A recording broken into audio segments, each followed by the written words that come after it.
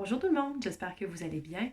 Aujourd'hui, je vous fais une petite vidéo sur les problèmes qu'on peut avoir dans les argumentations, dans les médias et sur les réseaux sociaux. Ces problèmes-là sont importants à connaître parce qu'on va se rendre compte que ça va avoir un gros impact sur la qualité de l'information qu'on va avoir. Puis les informations qu'on a nous servent finalement à se faire une opinion sur les sujets traités. Première chose dont je veux vous parler, c'est les erreurs de raisonnement qu'on va appeler en éthique, ça peut être des entraves au dialogue, puis si on est plus dans l'aspect de la philosophie, on va appeler ça des sophismes. Des sophismes, c'est quoi? C'est finalement un problème dans le raisonnement. De base, le raisonnement peut avoir l'air rigoureux, mais si on s'y attarde, on se rend compte qu'il y a des problèmes de logique dans les éléments qui construisent l'argument. Un des bons exemples qui est apparu dans les médias dans les derniers jours, dans la dernière semaine à peu près, vous avez Trump qui est sorti, puis son allocution par rapport aux désinfectants. Quand il a fait le lien de dire que, là je paraphrase, quelque chose comme les désinfectants peuvent tuer le virus en moins d'une minute. Pourquoi est-ce qu'on ne fait pas des recherches pour s'en injecter dans le corps, par exemple? Il a aussi traité de la lumière. Là. Il a dit que si la chaleur et la lumière, les rayons du soleil pouvaient tuer le virus ou l'affaiblir, pourquoi est-ce qu'on ne met pas de la lumière partout dans le corps d'un être infecté? Ces raisonnements-là sont très problématiques. Première chose, c'est qu'on ne peut même pas croire que un désinfectant qui est bon pour l'extérieur, pour les surfaces ou désinfectant à main, par exemple, peut être ingéré. C'est de ne pas connaître la science, de ne pas connaître la médecine, de penser que c'est que ça peut être possible. Après ça, il a été critiqué pour avoir dit ça, évidemment. Et là, il a stipulé qu'il avait été mal cité, qu'il faisait preuve de sarcasme. Bon, rendu là, est-ce que c'est lui, est-ce que c'est les médias, qui est-ce qui a la véritable réponse sur son intention, on le sait pas. Mais bref, les propos ont quand même été dits et rapportés et ont quand même fait le tour du monde, j'imagine, puisqu'on en a entendu parler jusqu'ici. Le danger avec ça, c'est que ce raisonnement-là est mauvais, mais si on n'est pas capable de déceler le problème dans le raisonnement, mais ça fait qu'il y a des gens qui vont y croire. Puis on a même vu apparaître là, dans les heures qui ont suivi cette déclaration-là du président Trump, les compagnies genre Lysol, qui ont dû faire des avis à la population de ne pas ingérer des produits désinfectants, que ça pouvait être dangereux. Donc, c'est ça. Fait qu'on voit vraiment le problème qu'il peut avoir dans le raisonnement. Ça serait un peu la même chose là, si je me rapporte à ce qu'on peut voir dans les réseaux sociaux là, avec tous les argumentaires par rapport à la réouverture des écoles.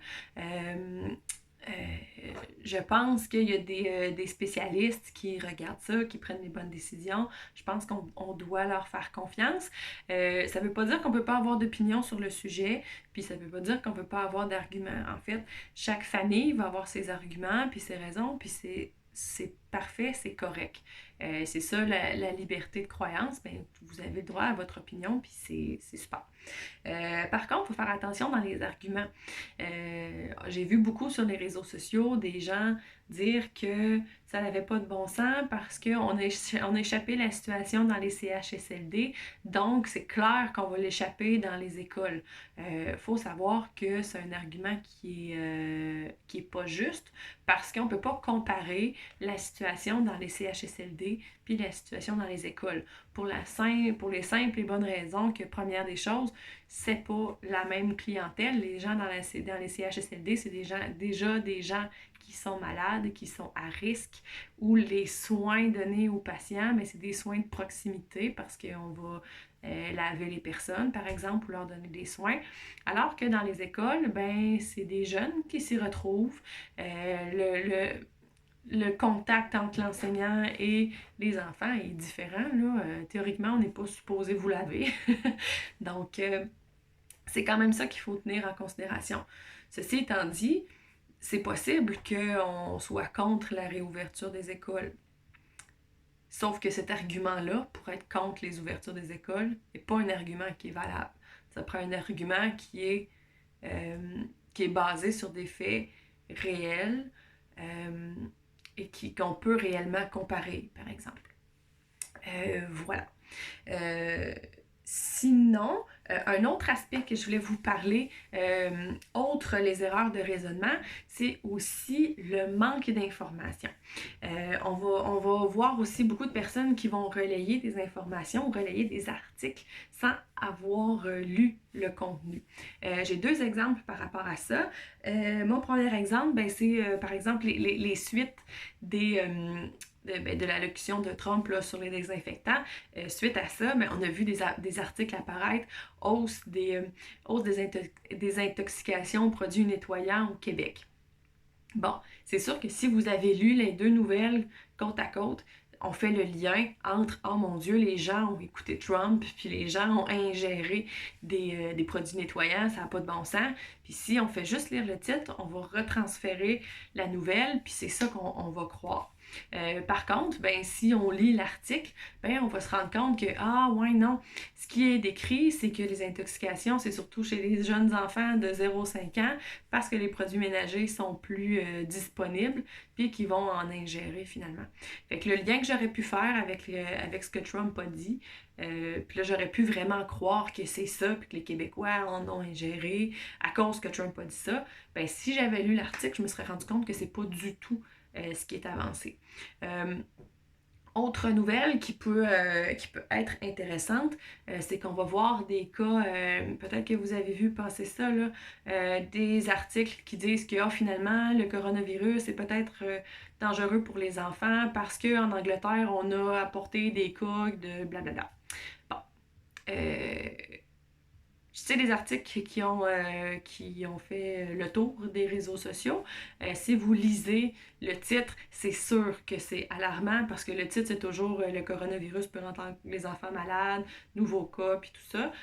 Sauf que si on lit l'article, on se rend compte que c'est quelques cas rares et que c'est même pas nécessairement des enfants qui ont attrapé le coronavirus ou qui l'ont, c'est comme un autre type de maladie, mais qu'on se questionne, mais que c'est juste quelques cas rares d'exception. Alors, ça ne veut pas dire que l'information n'est pas intéressante ou n'est pas importante. La chose, c'est que si je base mon argumentaire sur « Ah mon Dieu, c'est dangereux aussi pour des enfants », c'est pas tout à fait... C'est pas un lien qui est bon à faire parce qu'il y a trop peu d'informations sur le sujet. Il n'y a pas de liens qui ont encore été faits. On suppose une inquiétude, mais il n'y a rien encore qui a été prouvé. Il y a d'autres données, à l'inverse, qui prouvent que c'est pas dangereux pour les enfants en bas de 10 ans. Donc voilà. Il faut vraiment faire attention là, sur ce que vous voyez. Là, évidemment, c'est sûr que là, je parle un peu plus du coronavirus parce que c'est le sujet de l'heure et que c'est sujet à plein de dérapes. C'est normal d'avoir des craintes, c'est normal d'être stressé et à cause de ça, on va essayer de chercher plein d'informations pour construire notre opinion, ou soit pour nous sécuriser, ou juste pour nous informer. Sauf qu'à travers ça, il y a plein d'opinions qui sont pas bonnes non plus, ou des liens qu'on va faire qui sont mauvais, puis ça peut être mauvais pour la santé des gens, puis ça peut être mauvais aussi pour la santé de la société.